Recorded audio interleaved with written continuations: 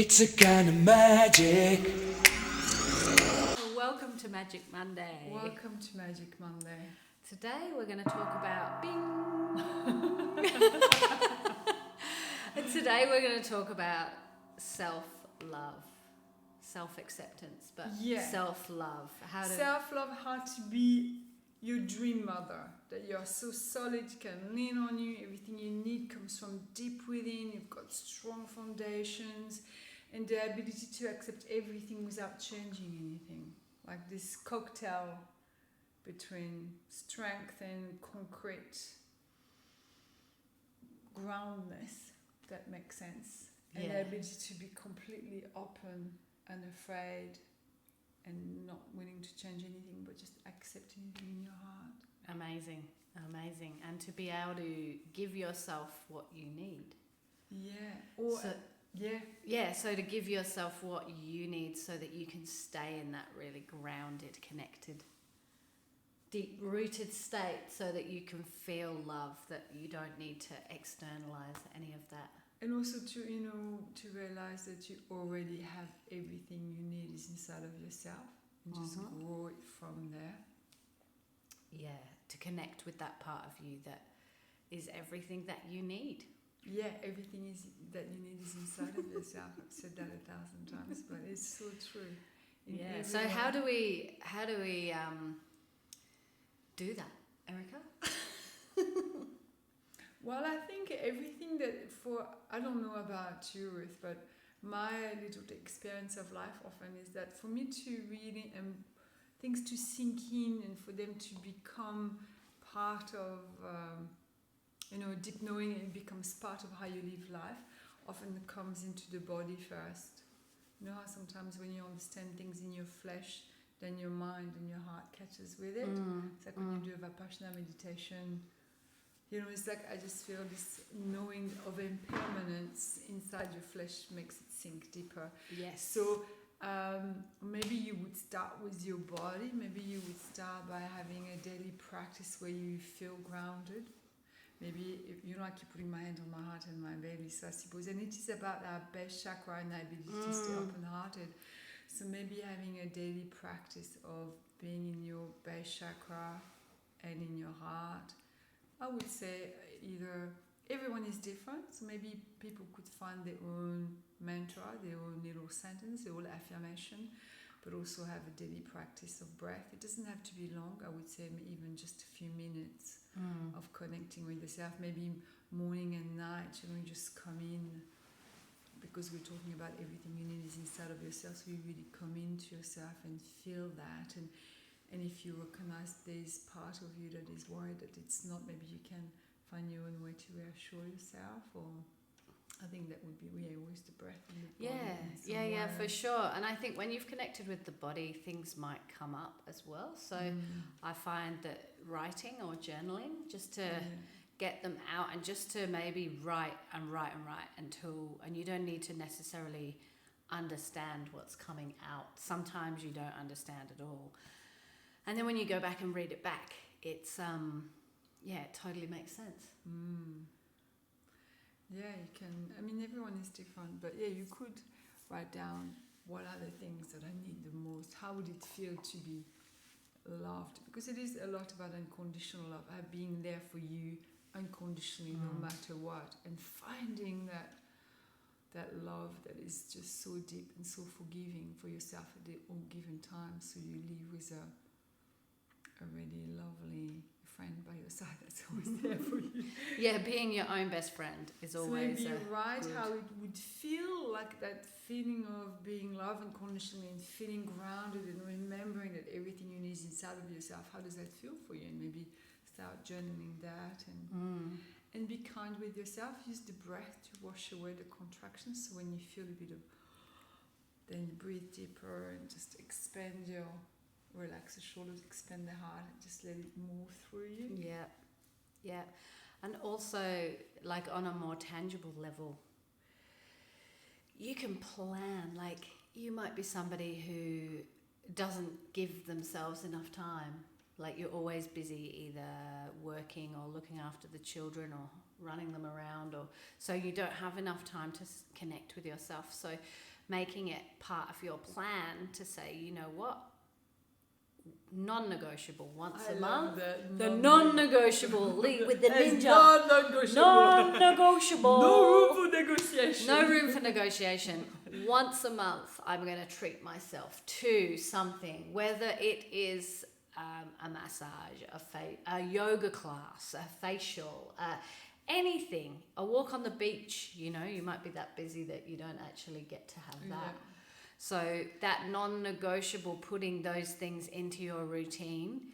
But what about doing something every day, or even if it's 10 seconds? I mean, you know, can you have a non-negotiable habit that takes you twice 10 seconds? You know? Totally. Yeah. Go, okay, what would be the sentence that makes me feel the best? You know, the thing that really reminds me that I am open-hearted and everything I need is inside here. And then have that sentence and just breathe it in 10 seconds in the morning, 10 seconds at night. You've probably heard me say that before, probably we've invited you to bless yourself before, to use the brushing teeth as a reminder to... Oh, I just have to move, Erycka. No problem. Is that a cramp? Yeah, it's a cramp from my back. She's stretching. So yeah, maybe you can use brushing your teeth as a reminder. I'm back. To embed that new habit of just taking a hand on your heart, a hand on your belly, 3 deep breath. Yeah. And connect with that sentence that you find for yourself, that affirmation that reminds you. Would you like a chair? Are you still in pain?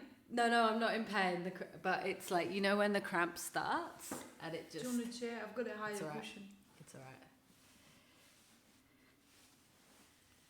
right. Because you've been pretty awesome at embedding habits into your daily life that take a lot of diligence and courage. What's my reasoning?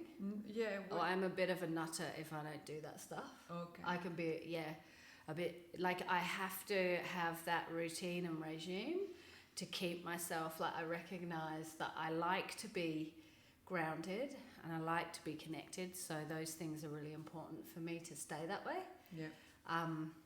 So that's what gets you it's out a of non-negotiable, bed in the morning because before the sun's up. Yeah, wakes me at 4:30. She turns up here at 5:30 every morning since December. It's like I've got a big commitment. It's just what I do. It's just what I do, and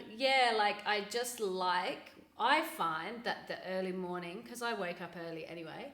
The early morning routine really works for me because I like to get everything done before the day starts. So when my day starts, I know that I've already served myself first. I think it's like starting, I mean, there's a lot of school of thoughts about the idea that waking up early makes the world belongs to you when you wake up early. Totally.